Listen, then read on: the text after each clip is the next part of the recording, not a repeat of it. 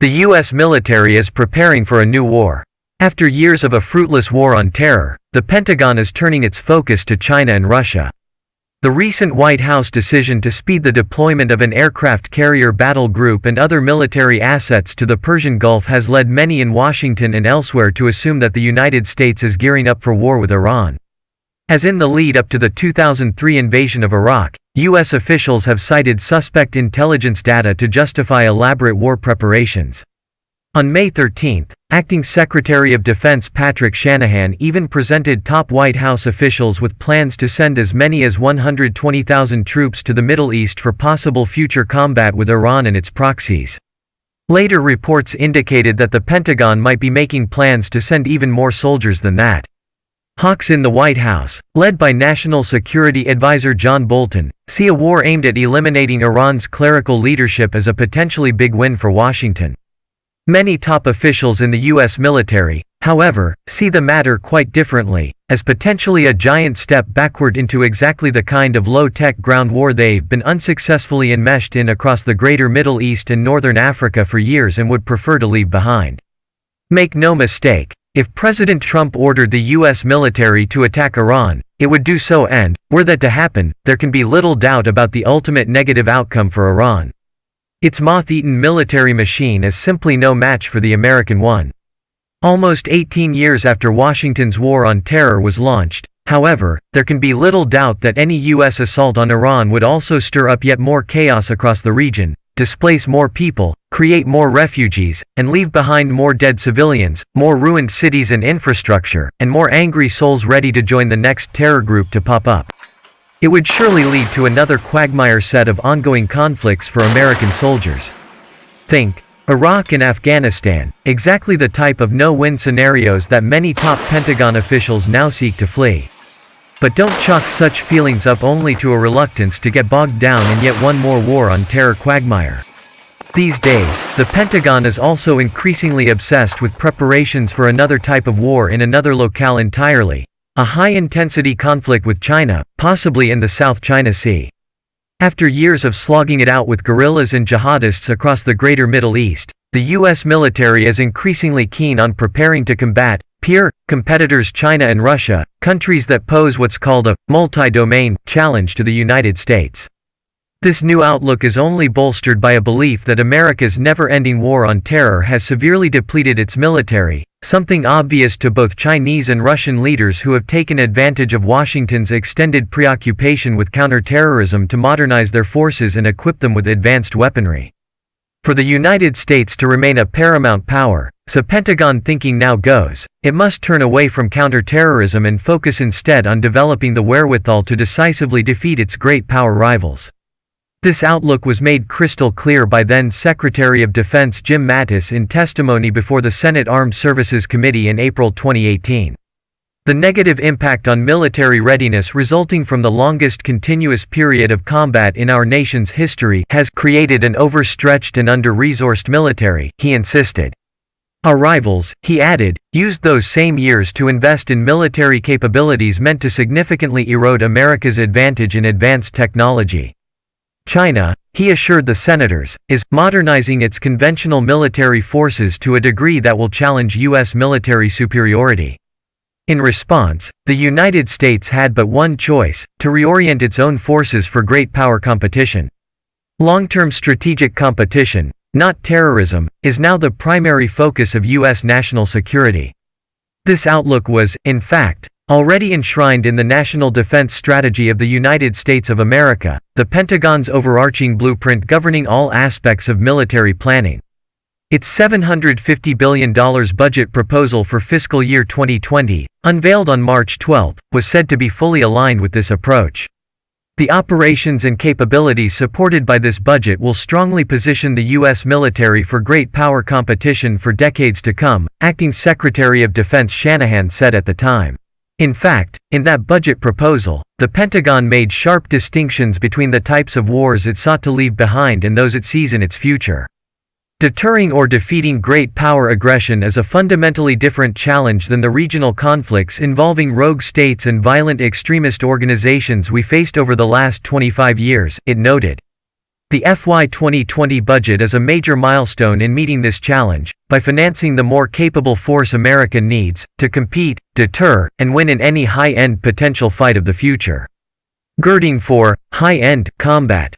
If such a high-intensity war were to break out, Pentagon leaders suggest, it would be likely to take place simultaneously in every domain of combat: air, sea, ground, space, and cyberspace, and would feature the widespread utilization of emerging technologies, such as artificial intelligence, AI, robotics, and cyber warfare.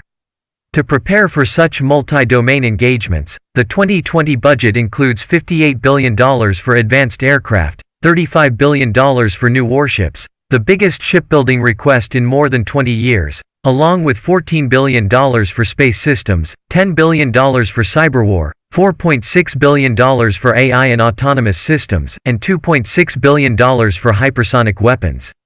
You can safely assume, moreover, that each of those amounts will be increased in the years to come. Planning for such a future, Pentagon officials envision clashes first erupting on the peripheries of China and/or Russia, only to later extend to their heartland expanses, but not, of course, America's. As those countries already possess robust defensive capabilities, any conflict would undoubtedly quickly involve the use of frontline air and naval forces to breach their defensive systems, which means the acquisition and deployment of advanced stealth aircraft, autonomous weapons, hypersonic cruise missiles, and other sophisticated weaponry. In Pentagon speak, these are called Anti-Access Area Defense (A2AD) systems. As it proceeds down this path, the Department of Defense is already considering future war scenarios. A clash with Russian forces in the Baltic region of the former Soviet Union is, for instance, considered a distinct possibility. So the United States and allied NATO countries have been bolstering their forces in that very region and seeking weaponry suitable for attacks on Russian defenses along that country's western border.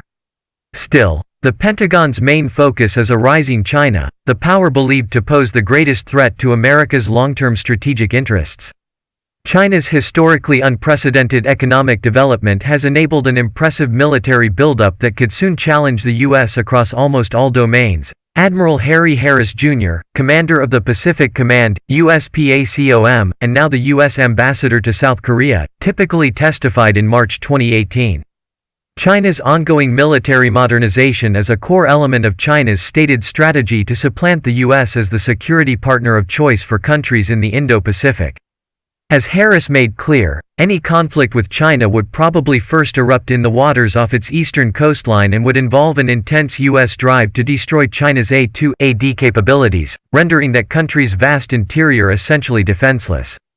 Harris' successor, Admiral Philip Davidson, as commander of what is now known as the U.S. Indo-Pacific Command, or USINDOPACOM, described such a scenario this way in testimony before Congress in February 2019. Our adversaries are fielding advanced anti-access area denial A2AD systems, advanced aircraft, ships, space, and cyber capabilities that threaten the U.S. ability to project power and influence into the region. To overcome such capabilities, he added, the United States must develop and deploy an array of attack systems for long-range strike along with advanced missile defense systems capable of detecting, tracking, and engaging advanced air, cruise, ballistic, and hypersonic threats from all azimuths.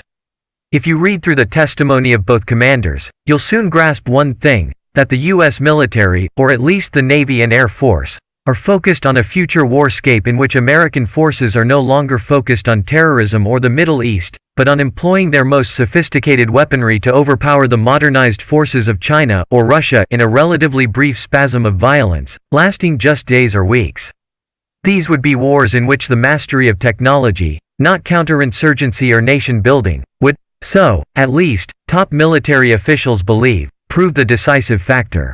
The Pentagon's preferred battleground. Such Pentagon scenarios essentially assume that a conflict with China would initially erupt in the waters of the South China Sea or in the East China Sea near Japan and Taiwan.